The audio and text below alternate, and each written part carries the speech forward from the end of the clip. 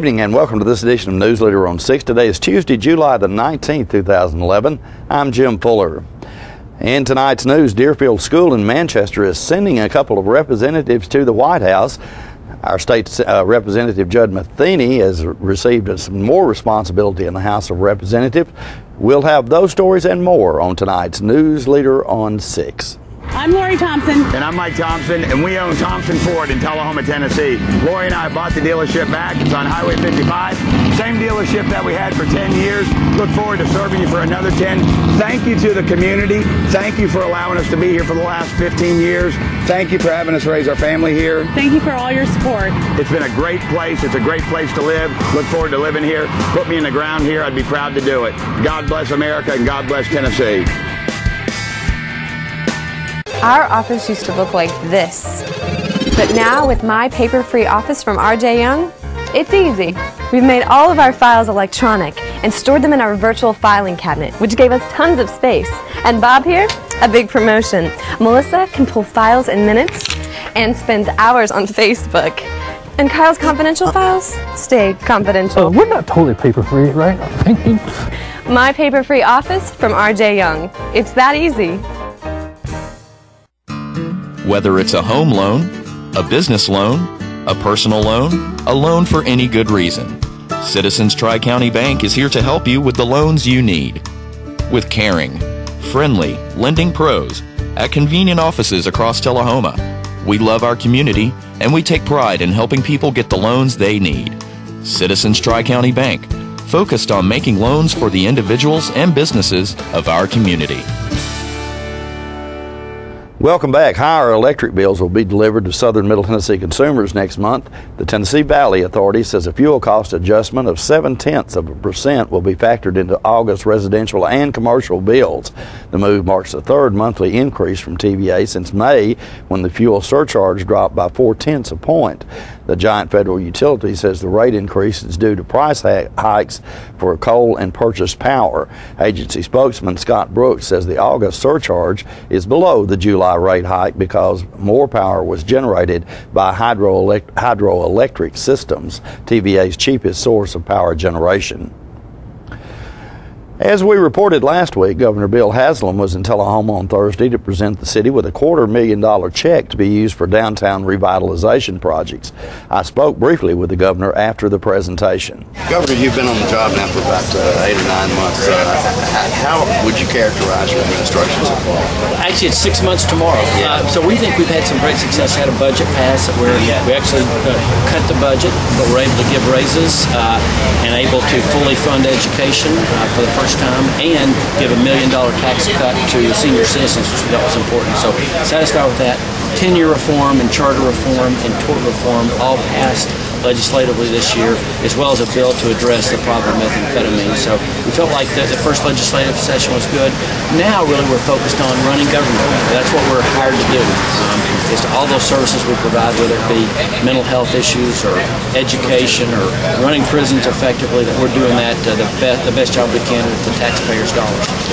We have seen some increases in tax collection revenue, particularly sales tax, over the last few months. Do you feel like that's the light at the end of the tunnel and the overall picture is getting better?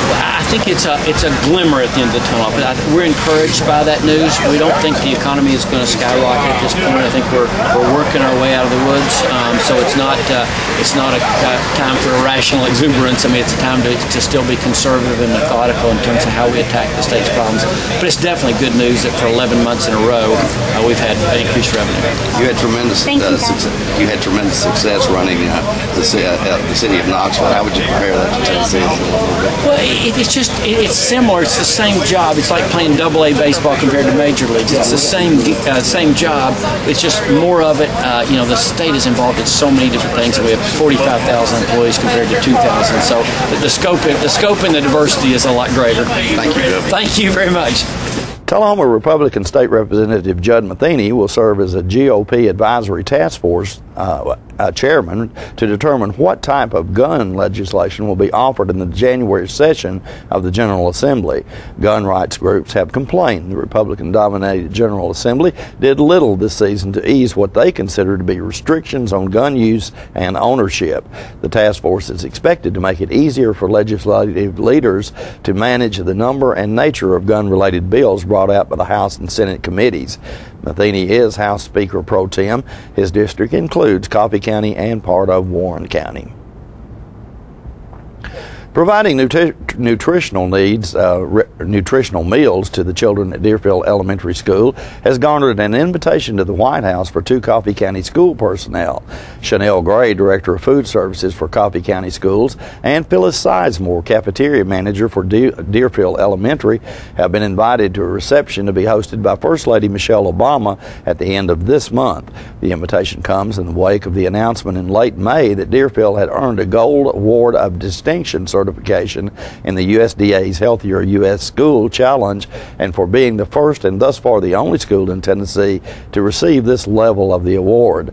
Through the Healthier U.S. School Challenge, USDA recognizes schools that meet the highest standards for creating and maintaining healthy school environments by promoting good nutrition and physical activity.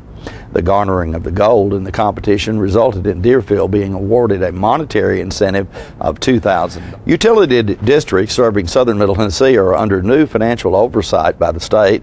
State Comptroller Justin Wilson says the department will step up audits of the 182 public utility systems serving thousands of Tennessee and collecting millions of dollars in rates each year. Wilson says utility district fraud and theft have been recurring problems over the past few years.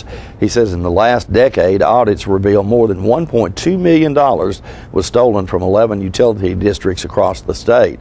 The reform law restricts utility districts from spending for any purpose other than district-related. Travel expenses of district directors must be published annually, and the self-appointment of 41 districts is abolished. Natural gas districts must charge enough to cover expenses and debt under the new law effective July 1st. And we'll be right back in a moment with more Newsleader on 6.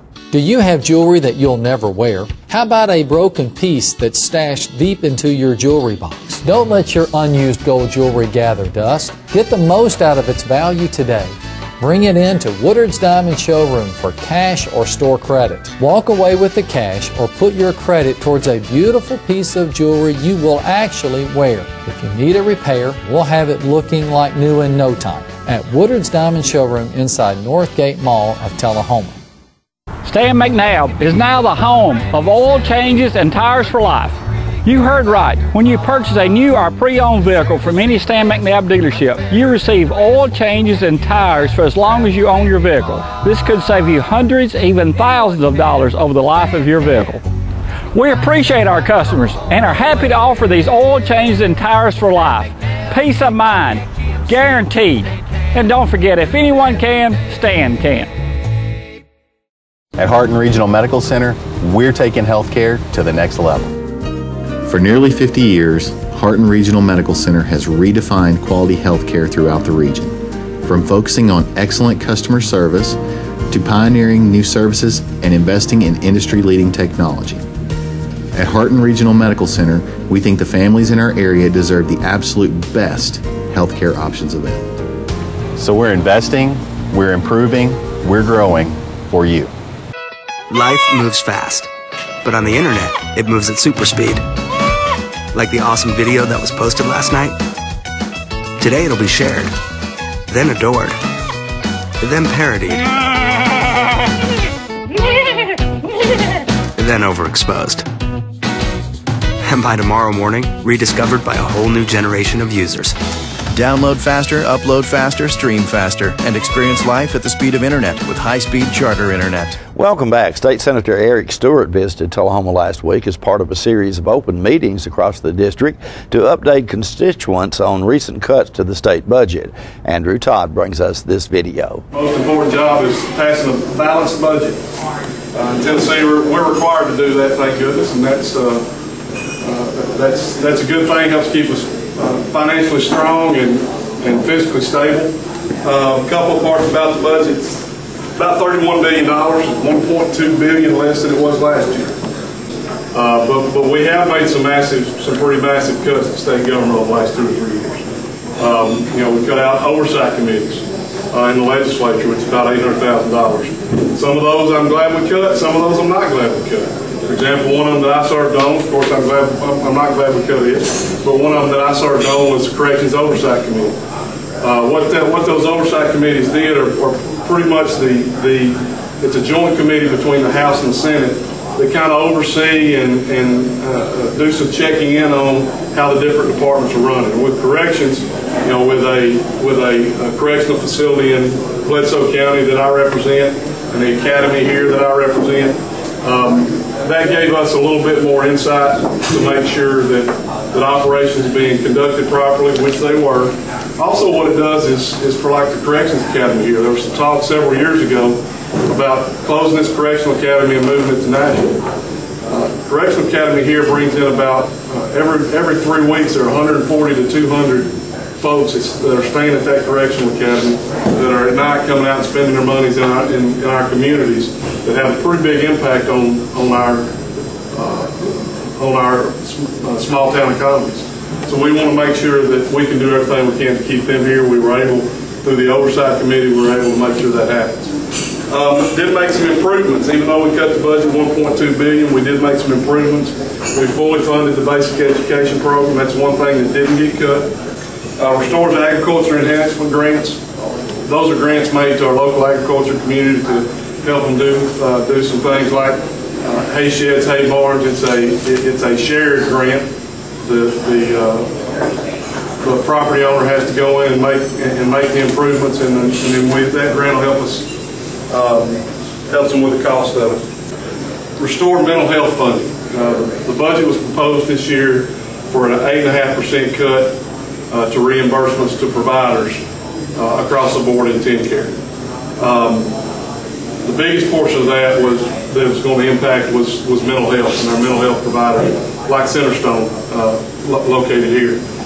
So we were able to work hard and make sure that those cuts were restored so that there are no mental health cuts that are out there. We did some capital outlay projects. These are the bonds that we sold to do some capital outlay projects. Some of those, for example, about $312 million for economic development projects like Hemlock up in Clarksville, Blackler-Kimmy down in Bradley County, Electrolux in Shelby County, several of those. Now those are bonds. Those are bonds that basically we put out there that investors bought from the state of Tennessee. The state of Tennessee's got the best bond rating available. We are number 50 when it comes to per capita, and that's number 50 being good. When it comes to per capita debt, we're just barely at $1,000 per person. Tennessee could pay off all its debt, all its capital projects, all its buildings that we built at the schools, all the road programs, everything. We could pay it off if everybody in Tennessee wrote a check for $1,000. Be paid off. That's if you look at that compared to one of the highest states in California, when it's $57,000 per person. It says a lot. We've had some good administrations, good legislature over the years that have really. Senator Stewart also told constituents in Manchester that he believes the prospects are good for finding a new operator for Old Stone Fort Golf Course, which is scheduled to be closed by the state this fall if a private operator can't be found to take over the facility. Senator Stewart said that the state has prepared requests for proposals that will be delivered to prospective new operators this week. Stewart says that plan to close the course due to financial losses were made during the Bredesen administration and have been kept in place by the Haslam administration. Senator Stewart says he does not agree with the plans to close the course. And we'll be back right after these messages.